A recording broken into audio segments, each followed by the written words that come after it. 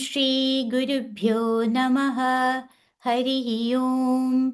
ॐ नमो भगवते वासुदेवाय। ॐ श्री कृष्णाय परब्रह्मणे नमः। अथ श्रीमन्नारायणीयं त्रयस्त्रिंशत्तमं दशकम् अम्बरीषोपाख्यानम्। वैवस्वताख्यमनुपुत्रनभागजातनाभागनामकनरेन्द्रसुतोऽम्बरीशः सप्तार्णवावृतमहीदयितोऽपि रेमे त्वत्सङ्गिषु त्वयि च मग्नमनाः सदैव। त्वत्प्रीतये सकलमेव वितन्वतोऽस्य भक्त्यैव देव न चिरादवृधाः प्रसादम्। येनास्य याचनमृतेऽप्यभिरक्षणार्थम् चक्रं भवान् प्रविततारसहस्रधारम्। सद्वादशी व्रतमधो भवदर्चनार्थम् वर्षन् दधौ मधुवने यमुनोपकण्ठे। पत्न्या समं सुमनसा महतीं वितन्वन् पूजान् द्विजेषु विसृजन् पशुषष्टिकोटिम्। तत्राधपारणदिने भवदर्चनान्ते दुर्वाससास्य मुनिना भवनं प्रपेदे। भोक्तुं वृतश्च स नृपेण परार्तिशीलः मन्दं जगाम यमुनान् नियमान् विधास्यन्। राज्ञाधपारणमुहूर्तसमाप्तिघेतात् वारैव पारणमकारि भवत्परेण। प्राप्तो मुनिस्तदद दिव्यदृशो विजानन् क्षिप्यन् क्रुधो धृतजटो विततानकृत्याम्। कृत्याञ्च तामसि धरां भुवनं दहन्तीम् अग्रेऽभिवीक्ष्य नृपतिर्नपताच्च कम्पे।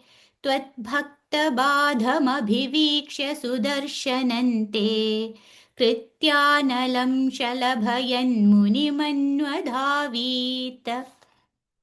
धावन्नशेषभुवनेषु भियास पश्यन् विश्वत्रचक्रमपि ते गतवान् विरिञ्जम्। कः कालचक्रमतिलङ्घयतीत्यपास्तः शर्वं ययौ स च भवन्दमवन्दतैव। भूयो भवन्निलयमेत्य मुनिन्नमन्तम् प्रोचे भवानहमृषेणनुभक्तदासः। ज्ञानन्तपश्च विनयान्वितमेव मान्यम् याह्यम्बरीषपदमेव भजेति भूमन्। तावत् समेत्य मुनिना स गृहीतपादः राजापसृत्य भवतस्त्रमसावनौषीत्। चक्रे गते मुनिरदादखिलाशिषोऽस्मै त्वद्भक्तिमागसि कृतेऽपि कृपाञ्च शंसन्। राजा प्रतीक्ष्य मुनिमेकसमामनाश्वान् सम्भोज्य साधु तं ऋषिं विसृजन् प्रसन्नम्। भुक्त्वा स्वयं त्वयि ततोऽपि दृढं रतोऽभूत्। सायुज्यमाप च स मां पवनेशपायाः। नारायणाखिलगुरो भगवन्नमस्ते। नारायणाखिलगुरो भगवन्नमस्ते। अथ त्रयस्त्रिंशत्तमं दशकम् अम्बरीषोपाख्यानम्। वैवस्वताख्यमनुपुत्र नभागजातनाभागनामकनरेन्द्रसुतोऽम्बरीषः सप्तार्णवावृतमहीदयितोऽपि रेमे त्वत्सङ्गिषु त्वयि च मग्नमनाः सदैव। त्वत्प्रीतये सकलमेव विदन्वतोऽस्य भक्त्यैव देव न चिरादभृताः प्रसादं येनास्य मृतेऽप्यभिरक्षणार्थं चक्रं भवान् प्रविततार सहस्रधारम् सद्वादशी व्रतमथो भवदर्चनार्थं वर्षं दधौ मधुवने यमुनोपकण्ठे पत्न्या समं सुमनसा महती वितन्वन् पूजां द्विजेषु विसृजन् पशुषष्टिकोटिं तत्राथ पारणदिने भवतर्चनान्ते दुर्वाससास्य मुनिना भवनं प्रपेदे भोक्तुवृत्तश्च सनृपेण परार्तिशीलः मन्दं जगाम यमुना नियमान् विधास्यन् राज्ञाथ पारणमुहूर्तसमाप्तिखेदात् वारैव पारणमकारि भवत्परेण प्राप्तो मुनिस्तदत दिव्यदृशा विजानन् क्षिप्यन् क्रुद्धो द्रुतझटो विततान कृत्याञ्च तामसि धरां भुवनं दहन्तीम् अग्रेऽभिवीक्ष्य नृपति न पदाच कम्पे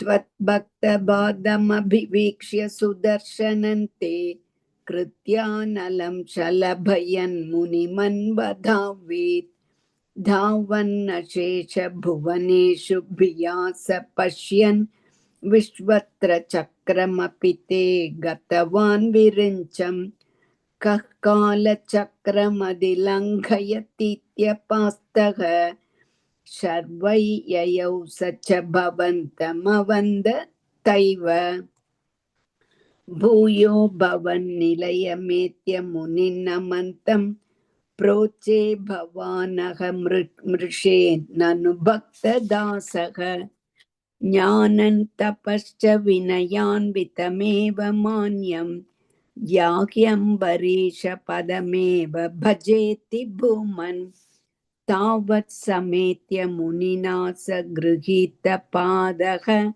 राजा पसृत्य भवतस्त्रमसावनौषीत् चक्रे गते मुनिरदा दखिलाशिषोष्मै त्वद्भक्तिमाकसि कृतेऽपि कृपाञ्च शंसन् राजा प्रतीक्ष्य मुनिमेघसमामनाश्वान् सम्भोज्य साधु दमृषिं विसृजन् प्रसन्नं भुक्त्वा स्वयं त्वयि ततोऽपि दृढं रथोऽभूत् सायुज्यमाप च स मां पवनेश पायाः नारायणाखिल गुरो भगवन्नमस्ते नारायणाखिल गुरो भगवन्नमस्ते।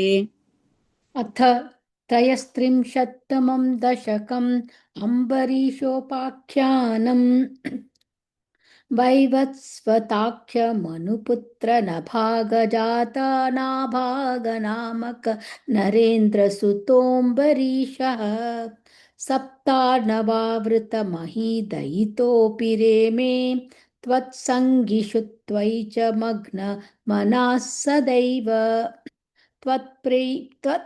त्वत्प्रीतये सकलमेव वितन्वतोऽस्य भक्त्यैव देव न चिरादभृताः प्रसादम् येनास्य याचनमृतेऽप्यभिरक्षणार्थं चक्रं भवान् प्रवीततार सहस्रधारम् सद्वादशी व्रतमथो भवदर्चनार्थं वर्षं दधौ मधुवने यमुनोपकण्ठे पत्न्या समं सुमनसा महती वितन्वन् पूजान् द्विजेषु विसृजन् पशुषष्टिकोटिं तत्रार्थपारणदिने भवदर्चनान्ते दुर्वाससास्य मुनिना भवनं प्रपेदे भोक्तुवृतश्च स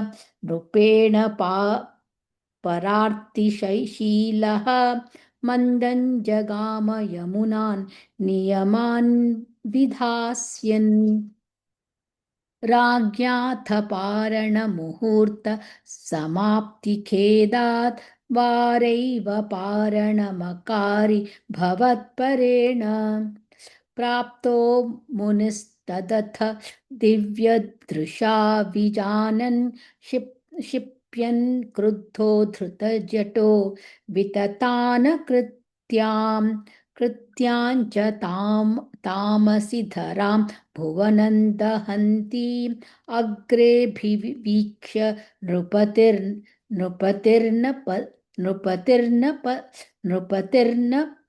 पदाश्च कम्पे त्वद्भक्तबाधमभिवीक्ष्य सुदर्शनन्ते कृत्यानलं शलभयन् मुनिमन्वधावीत् धावन्नशेषभुवनेषु भियास पश्यन् विश्वत्रचक्रमपि ते गतवान् विरिञ्चम् कः कालचक्रमतिलङ्घय तीत्यपास्तः शर्वय्ययौ स च भवन्तमवन्धत्यैव भूयो भवन्निलयमेत्य मुनिन्नमन्तं प्रोचे भवानः मृषे ननु भक्तदासः ज्ञानन्तपश्च विनयान्वितमेव मान्यं याह्यम्बरीशपदमेव भजेति भूमन् तावत् समेत्य मुनिना तावत् समेत्य मुनिना सगृहीतपादः राजापसृत्य भवदस्त्रमवास् नमसावनौषीत् चक्रे गते मुनिरदादखिलाशिषोऽस्मै त्वद्भक्तिमागसि कृतेऽपि कृपाञ्च शंसन् राजा प्रतीक्ष्य मुनिमेकसमाम नाश्वान् सम्भोज साधु तमृषिव विसृजन् प्रसन्नं भुक्त्वा स्वयं त्वयि ततोऽपि दृढं रतोऽभूत् सायुज्यमाप च समां पवनेशपायाः नारायणाखिलगुरो भगवन्नमस्ते नारायणाखिलगुरो भगवन्नमस्ते। अथ त्रयस्त्रिंशत्तमं दशकम् अम्बरीषोभाख्यानम् वैवस्वताख्यमनुपुत्र नापाकनामगणरेन्द्रसुदोऽम्बरीषक सप्तार्णवावृतमगीतयितोऽपि रेमे त्वत्सङ्ख्यषु त्वयि च मग्नमनाः सतैव त्वत्प्रीतये सकलमेव वितन्वतोऽस्य भक्तैव देव न चिरादपृथा प्रसादम् येनास्य याचनमृतेऽप्यभ्रक्षणार्थं चक्रं भवान् प्रविदधार सहस्रधारम् सद्वादशी व्रतमतो भवदर्शनार्थं वर्षं ततौ मधुवने यमुनोपकण्ठे पत्न्या समं सुमनसा महति वितन्वन् भूजां त्रिविजेषु विसृजन् पशुषष्टिकोटिम्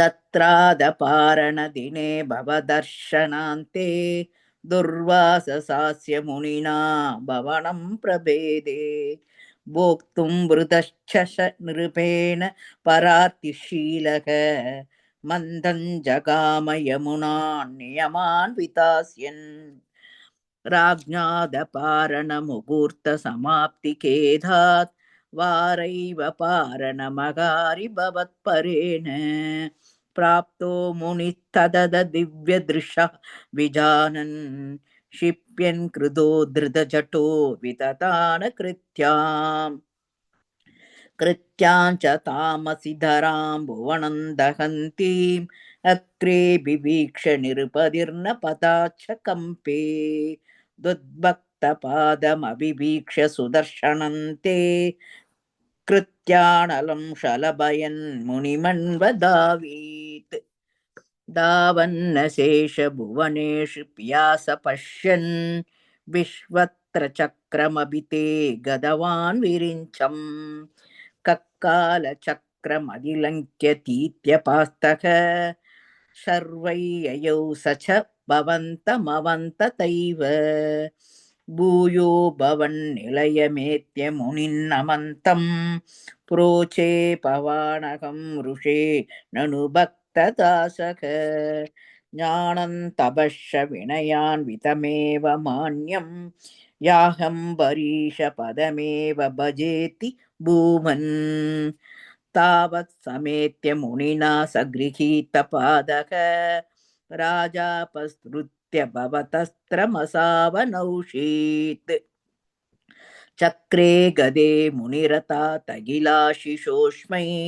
त्वद्भक्तिमागसि कृतेऽपि कृपां च शंसन् राजा प्रदीक्ष मुनिमेघसमामनाश्वान् सम्भोजतादुतं ऋषिं विसृजन् प्रसन्नं भुक्त्वा स्वयं तु विततो विधृतं दरोदोऽभूत् सायुज्यमाप सशमां भुवनेश पायाः नारायणाखिल गुरो भगवन्नमस्ते नारायणाखिल गुरो भगवन्नमस्ते अथ त्रयस्त्रिंशत्तमं दशकम् अम्बरीषोपाख्यानम् वैवस्वताख्यमनुपुत्रनभागजातनाभागनामक नरेन्द्रसुतोऽम्बरीशः सप्तार्णवावृतमहीदयितोऽपि रेमे त्वत्सङ्गिषु त्वयि च मग्नमनाः सदैव त्वत्प्रीतये सकलमेव वतन्त वितन्वतोऽस्य त्वत्प्रीतये सकलमेव वितन्वतोऽस्य भक्त्यैव देव न चिराद् अभृताः प्रसादं येनास्य याचनमृतेऽप्यभिरक्षणार्थं चक्रं भवान् प्रविततार सहस्रधारम् सद्वादशी व्रतमथो भवदर्चनार्थं वर्षं दधौ मधुवने यमुनोपकण्ठे पत्न्या समं सुमनसा महतीं वृतन्वन् पूजां द्विजेषु विसृजन् पशुषष्टिकोटिम् तत्राथ पारणदिने भवदर्चनान्ते दुर्वाससास्य मुनिना भवनं प्रपेदे भोक्तुं वृतश्च स नृपेण परर्तिशीलः मन्दं जगाम यमुना नियमान् विधास्यन् राज्ञाथ पारणमुहूर्तसमाप्तिखेदात् वारैव पारणमकारि भवत्परेण प्राप्तो मुनिस्तधत दिव्यदृशा विजानन् क्षिप्यं क्रुधो धृतजटो विततान् कृत्याम् क्षिप्यन् क्रुधो धृतजटो विततानकृत्याम् कृत्याञ्च तामसि धरां भुवनं दहन्तीम् अग्रेऽभिवीक्ष्य नृपतिर्नपदाच्च कम्पे त्वद्भक्तबाधमभिवीक्ष्य सुदर्शनन्ते कृत्यानलं मुनिमन्वधावीत् धावान्नशेष भुवनेषु भियास पश्यन् विश्वत्र चक्रमपि ते गतवान् विरिञ्चम् कः कालचक्रमतिलङ्घ्य यतीत्यपास्तः शर्वं ययौ स च भवन्तमवन्दतैव भूयो भवन्निलयमेत्य मुनिन्नमन्तं प्रोचे भवान् हमृषे ननु भक्तदासः ज्ञानन्तपश्च विनयान्वितमेव मान्यं याह्यम्बरीशपदमेव भजेति भूमन् तावत् समेत्य मुनिना स गृहीतपादः राजापसृत्य भवदस्त्रमसावनौषीत् चक्रे गते मुनिरदादखिलाशिषोऽस्मै त्वद्भक्तिमागसि कृतेऽपि कृपाञ्च शंसन् राजा प्रतीक्ष मुनिमेकसमा अनाश्वान् सम्भोज्य साधु तमृषं विसृजन् प्रसन्नं भुक्त्वा स्वयं त्वयि ततोऽपि दृढं रतोऽभूत् सायुज्यमाप च स मां पवनेश पायाः नारायणाखिल गुरो भगवन्नमस्ते नारायणाखिल गुरो भगवन्नमस्ते